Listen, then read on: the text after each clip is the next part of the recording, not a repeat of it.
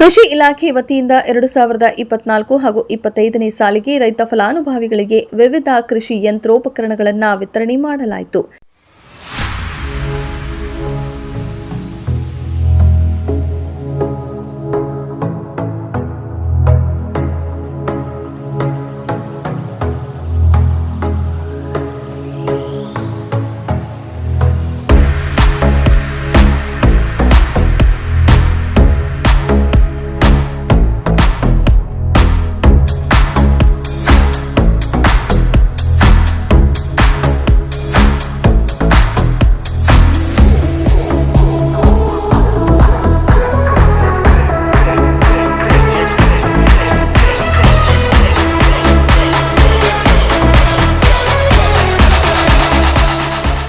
ನಂಜನಗೂಡು ನಗರದ junior college ಮೈದಾನದಲ್ಲಿ ಆಯೋಜಿಸಲಾಗಿದ್ದ ಕಾರ್ಯಕ್ರಮದ ಉದ್ಘಾಟನೆಯನ್ನ ಶಾಸಕ ದರ್ಶನ್ ಧ್ರುವನಾರಾಯಣ್ ಹಾಗೂ ಮತ್ತಿತರ ಗಣ್ಯರು ಗಿಡಕ್ಕೆ ನೀರೆರೆಯುವ ಮೂಲಕ ನೆರವೇರಿಸಿದರು.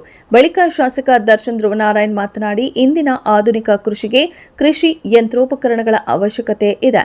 ಕೃಷಿ ಕಾರ್ಮಿಕರ ಕೊರತೆಯಿಂದಾಗಿ ಇಂದು ರೈತರಿಗೆ ಈ ಯಂತ್ರೋಪಕರಣಗಳು ವರದಾನವಾಗಿವೆ. ಹಾಗಾಗಿ ಕೃಷಿ ಇಲಾಖೆಯಿಂದ ರಿಯಾಯಿತಿ ದರದಲ್ಲಿ ಸಿಗುವ ಈ ಕೃಷಿ ಯಂತ್ರೋಪಕರಣಗಳನ್ನು ಪಡೆದುಕೊಂಡು ರೈತರು ತಮ್ಮ ಬದುಕನ್ನು ಹಸನು ಮಾಡಿಕೊಳ್ಳಬೇಕು ಎಂದು ಕಾರ್ಯಕ್ರಮದ ಬಗ್ಗೆ ವಿವರಿಸಿದರು. ಜಿಲ್ಲಾ ಕೃಷಿ ಜಂಟಿ ನಿರ್ದೇಶಕ ರವಿ ಮಾತನಾಡಿ, ಕೃಷಿ ಇಲಾಖೆಯಿಂದ ರಿಯಾಯಿತಿ ದರದಲ್ಲಿ ಸಿಗುವ ಕೃಷಿ ಯಂತ್ರೋಪಕರಣಗಳ ಬಗ್ಗೆ ತಿಳಿಸಿ, ಪರಿಶಿಷ್ಟ ಜಾತಿ ಪಂಗಡದ ರೈತರಿಗೆ 90% ರಿಯಾಯಿತಿ ಸಿಗಲಿದೆ. ಸಾಮಾನ್ಯ ವರ್ಗದ ರೈತರಿಗೆ 50% ರಿಯಾಯಿತಿ ದರದಲ್ಲಿ ವಿವಿಧ ಬಗೆಯ ಕೃಷಿ ಯಂತ್ರೋಪಕರಣಗಳು ಸಿಗಲಿದ್ದು, ರೈತರು ಇದರ ಸದುಪಯೋಗ ಪಡೆದುಕೊಳ್ಳಬೇಕು ಎಂದು ತಿಳಿಸಿದರು. ಇದೇ ಸಂದರ್ಭ ತಾಲೂಕಿನ ನೂರಾರು ರೈತ ಫಲಾನುಭವಿಗಳಿಗೆ ಶಾಸಕರು ಟ್ರ್ಯಾಕ್ಟರ್, ಟಿಲ್ಲರ್, ಡೀಸೆಲ್ ಪಂಪ್, ಮೋಟಾರ್ಗಳು, ಪೈಪ್ಗಳು, ಸ್ಪ್ರಿಂಕ್ಲರ್ಗಳು ಸೇರಿದಂತೆ ಲಕ್ಷಾಂತರ ರೂಪಾಯಿ ವಿವಿಧ ಕೃಷಿ ಯಂತ್ರೋಪಕರಣಗಳನ್ನು ವಿತರಣೆ ಮಾಡಿದರು. 9,84,012 ರೂಪಾಯಿಯಷ್ಟು ಸಬ್ಸಿಡಿ ರೈತರಿಗೆ ನೀಡಿರುವಂಥದ್ದು. ಅದರಲ್ಲಿ ರೈತರು ಕಟ್ಟಬೇಕಾಗಿರೋದು ಸುಮಾರು 50,37,446 ರೂಪಾಯಿಗಳಷ್ಟು ನಾವು ಕಟ್ಟಿದ್ದೇವೆ. ಆಲ್ಮೋಸ್ಟ್ 50% ಅಷ್ಟೇ ನಮಗೆ ಸಬ್ಸಿಡಿ ಇದರಲ್ಲಿ ಸಿಕ್ಕಿರುವಂಥದ್ದು. ಅದರಿಂದ ತಾವೆಲ್ಲರೂ ದಯಮಾಡಿ ಈ ಕೃಷಿ ಯಂತ್ರಗಳನ್ನು ಸದುಪಯೋಗವನ್ನು ಪಡ್ಕೊಳ್ಳಿ ಅಂತ ತಮ್ಮಲ್ಲಿ ವಿನಂತಿಯನ್ನು ಮಾಡ್ತಾ ತಮ್ಮೆಲ್ಲರಿಗೂ ಈ ಸಂದರ್ಭದಲ್ಲಿ ಒಂದು ಶುಭವನ್ನು ನಾನು ಕೋರಲಿಕ್ಕೆ ಬಯಸ್ತೇನೆ. ನಾವು ಕೂಡ ನೋಡಿದ್ದೇವೆ ಕೃಷಿ ಯಂತ್ರಗಳಿಂದ ಯಾವ ರೀತಿ ಒಬ್ಬ ರೈತನಿಗೆ ಯಾವ ರೀತಿ ಸಹಾಯ ಆಗ್ತದೆ ಅಂತ ನಾವು ನೋಡಿದ್ದೇವೆ.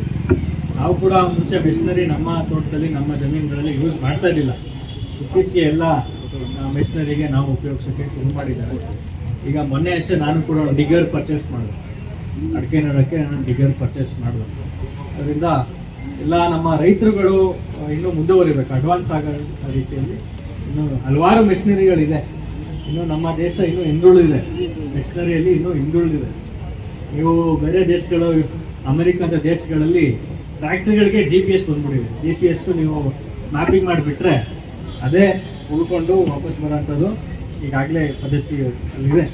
ಅದರಿಂದ ಇಂಥ ಹಲವಾರು ಮೆಷಿನರಿಗಳು ಸಾಕಷ್ಟು ಮುಂದುವರೆದಿದೆ. ನಮ್ಮ ದೇಶ ಕೂಡ ಇರ್ಬೋದು ಮತ್ತು SC ST ಇರ್ಬೋದು, ಎಲ್ರಿಗೂ 90% ಸಹಾಯಧನದಲ್ಲಿ ತುಂತುರು ನೀರಾವರಿ ಘಟಕಗಳನ್ನ ನಾವು ವಿತರಣೆ ಮಾಡ್ತಾ ಇದ್ದೇವೆ.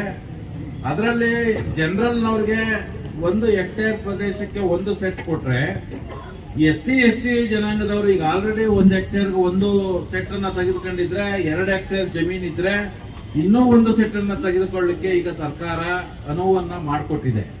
ಆ ದೃಷ್ಟಿ ST ಜನಾಂಗದವರು 1 ಸೆಟ್ ಅನ್ನ ತೆಗೆದುಕೊಂಡಿದ್ರೆ, ಹೆಚ್ಚಿನ ಜಮೀನನ್ನ ಹೊಂದಿದ್ರೆ, 5 ಎಕರೆ ಜಮೀನು ಹೊಂದಿದ್ದು 2.5 ಎಕರೆ ಪಹಣಿ ಕೊಟ್ಟು 1 ಸೆಟ್ ತಗೊಂಡಿದ್ರೆ ಇನ್ನೂ 1 ಸೆಟ್ ತೆಗೆದುಕೊಳ್ಳಿಕ್ಕೆ ಅವ್ರಿಗೆ ಅವಕಾಶವನ್ನ ಸರ್ಕಾರ ಮಾಡಿಕೊಟ್ಟಿದೆ. ನೀರಾವರಿ ಘಟಕಗಳಿದಾವೆ,